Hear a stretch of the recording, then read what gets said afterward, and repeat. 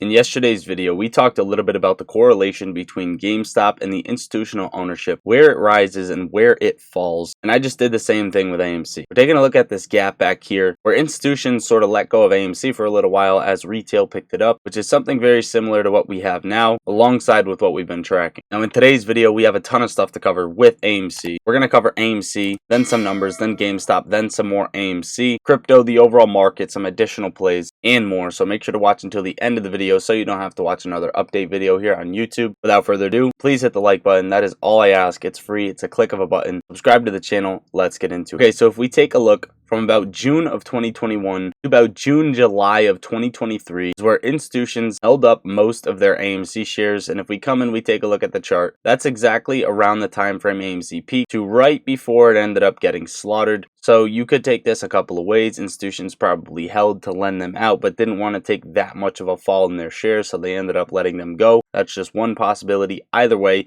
we take the bars pattern prior, so let's take a look from when this gap was on AMC to right before they ended up buying in, right, to right up to this line. Okay, so you're taking it from about back here, July of 2020, right to here, and you're dragging it and dropping it over here. This gives you the same sort of scenario that GameStop had, where we're about to see that parabolic move. And if we take a closer look at AMC, you can see that most of it matches up pretty well, except at a much larger scale, right? This little chop zone before the sell-off, it hit this low, it gradually chopped, sold a little bit right here, peak, and then another relative peak, another relative peak, and then sold off for quite a bit before reaching another low, which you see right here. And then you have this another green cycle, which means we could see that other bottom for AMC, one more bottom before moving higher, which is something I talked about as a possibility the other day. Now, this doesn't mean it has to happen. I want to preface that, especially with what crypto is doing, but we're going to talk about that in a minute. But AMC is currently holding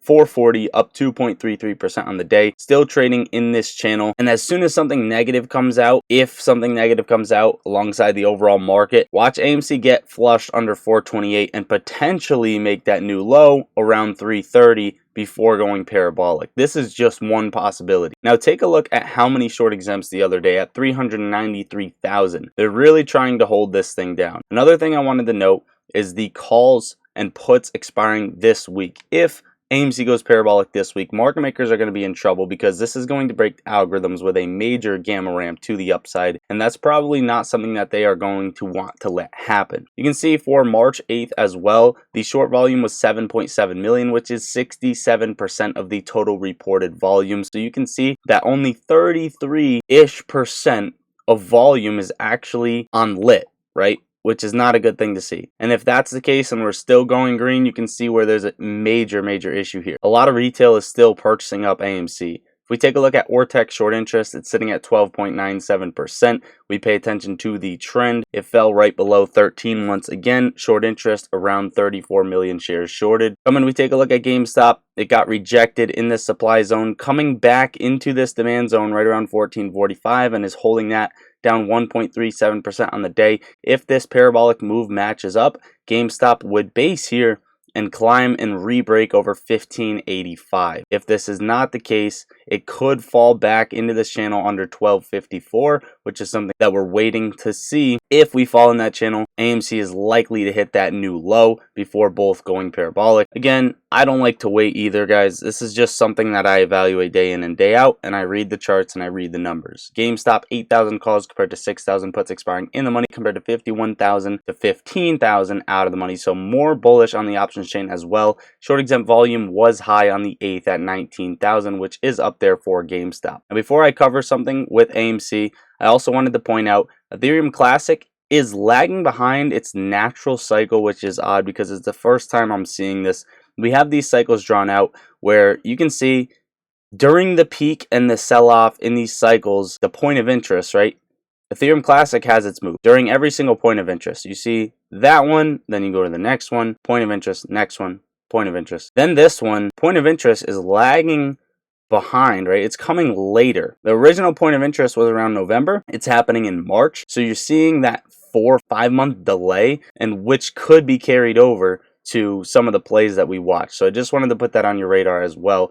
but it is in its move. Now, this article came out today. AMC stock to remain unstable until connections reestablished with institutional investors. They say that AMC is unstable and they need to fix their debt issue and basically partner up with more institutions and reestablish that connection, which is not the case and is not going to happen. Now, hedge funds threaten to pull India investments due to regulatory crackdown. They are threatening to pull investments from India because of controversial new rules introduced in response to last year's short seller attack. The rules require big foreign investors, including hedge funds betting on Indian stocks, to reveal all their end investors, something the funds argue would create, in quotes, several practical difficulties for funds and mark a stark departure from international practice. Now, you can see a bunch of large names in here, but I don't want to spend too much time on the article. Overall, another good thing to see, exposing that institutional investors have something to hide, right? Now, I want to talk about Lady, L-A-D-Y-S, ladies. The other day, I posted a crypto video, an update on my portfolio that I built in a single day. This is up 30%. I told you I dumped most of that portfolio, not most, about $350-ish of that $1,000 portfolio into here. It ripped. I ended up just getting out.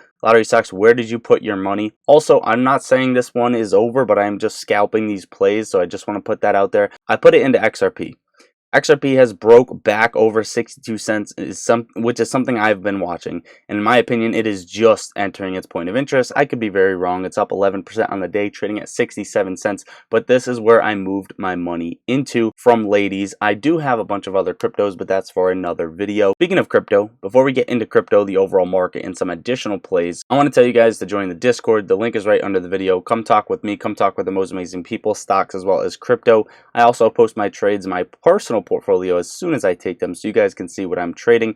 And also, you can request videos, post your gains, post your losses, and more. So get in the Discord. You're grandfathered in at $3.99. It's a coffee a month. It's really inexpensive compared to other Discords. Whether you're a beginner or advanced trader, this is the place to go. Above this link, under the description, is the Moomoo link where you can sign up and deposit any amount and start earning 8.1% back on your uninvested cash, which is insane. And then after 3 months, it drops down to 5.1%. But on top of that, they're giving you up to 15 free stocks, each valued up to $2,000 per stock. Realistically, you're probably going to get between $30 to $200 because I've had family members do it. I've done it. Overall, it's free money, and they are outperforming other platforms in pulling people in with their crazy benefits. So you have a limited amount of time to do this. The link is in the top of the description. Again, sign up and make a deposit of any amount. SPY 509.50, down 0.5% on the day. In my opinion, waiting news, but holding up somewhat well. There's not much to say here. We covered the levels on the SPY the other day, and we're waiting for it to move. Bitcoin surpasses silver to become the 8th largest asset in the world. Touching on Bitcoin, 72,350, up 5% on the day. Last night, all cryptos started running. It's sort of like this cycle, almost as if you buy midday, right, during the afternoon to market close time frame, and then sell at 5 a.m. It's almost like you're guaranteed profits. It's this weird cycle that's going on.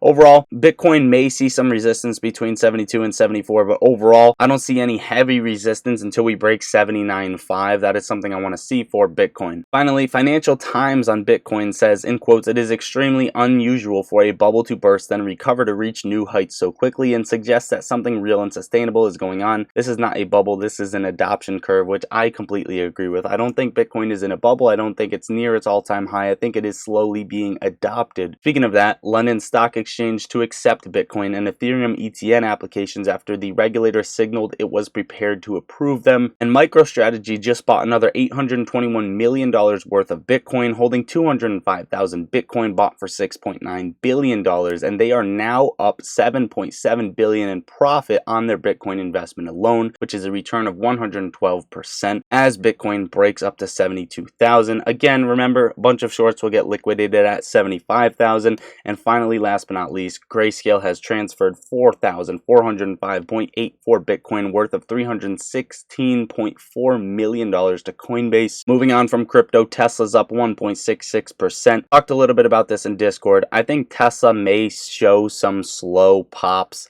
on low volume and show some low support until the Fed says that they are not cutting rates, and then it gets flushed down. This is, in my opinion, not financial advice. I'm not a financial advisor, but this is what I see for Tesla in the near future. Apple also getting this slow climb, getting rejected after filling this gap, and I think it's coming down hard to break under that support level at 169 even and getting flushed even further. Also my outlook on Apple. Finally, Nvidia was just sued by authors over AI use of copyrighted works, and they ended up getting a little bit of a sell-off, but again held the previous level right around 861.20. Nvidia still holding up strong. Really not much to say there. The meeting is coming up in March as well. Last sprinkles on top, IBM asks employees to volunteer for layoffs, targeting 80% cuts in key departments including HR, so more layoffs are coming. Finally guys, here's earnings for after the close in case you guys wanted to YOLO in any of these. Good luck. Let me know what you're doing in the comments down below. That is it. Join the Discord, get your free stocks. I love you all. Lottery Stocks out.